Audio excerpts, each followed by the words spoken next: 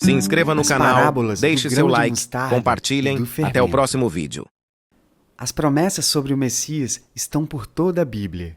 Os judeus aguardavam ansiosamente a chegada daquele de quem Moisés falou e os profetas profetizaram. A expectativa geral dos judeus era de que o Messias viria como um grande rei, um líder militar, um libertador guerreiro, que livraria Israel de Roma e restauraria o povo à sua antiga glória. Jesus, porém, não veio como eles esperavam. Ele era um líder, mas desprezado por muitos. Era um libertador, mas que não usaria de armas humanas. Sua maior batalha seria travada na cruz. Ele também era rei, mas não como os reis dos homens. Se o reino de Deus não era como o esperado, como seria? O próprio Jesus se encarregou de esclarecer tais dúvidas usando parábolas, como já era seu costume. Com que se parece o reino de Deus? Com que eu compararei? É como um grão de mostarda que um homem semeou em sua horta. Ele cresceu e se tornou uma árvore, e as aves do céu fizeram ninhos em seus ramos. É como um fermento que uma mulher misturou com uma grande quantidade de farinha, e toda a massa ficou fermentada. Mas o que isso significa?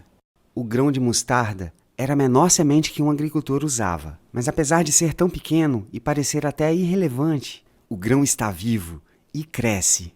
Ao ser plantada, a semente fica invisível embaixo da terra. E podemos até pensar que nada está acontecendo.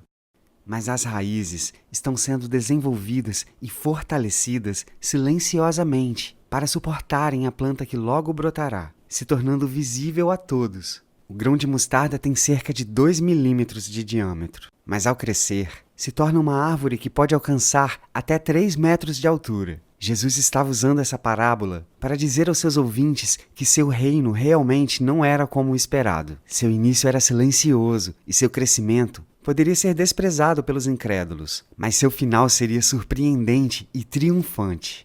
Jesus menciona que as aves do céu fariam ninhos nos ramos dessa grande árvore, resultante de uma pequena semente. As aves que se aninham nos ramos frequentemente são um símbolo para as nações da terra. Por isso, pode ser uma referência aos gentios. Jesus estava ensinando que o reino seria universal. Homens de todas as nações se achariam dentro dele, e ele seria abrigo e segurança para aqueles que nele buscassem refúgio. O grão de mostarda também foi usado por Jesus ao ensinar sobre a fé, e segue o mesmo princípio. Uma pequena quantidade de fé genuína em Deus tem o potencial de criar raízes e crescer. Mesmo que o crescimento seja gradual e imperceptível, é constante, e logo produzirá grandes resultados. Mas e o fermento? Em muitas outras passagens da Bíblia, o fermento foi usado como uma simbologia do mal, da impureza ou do pecado.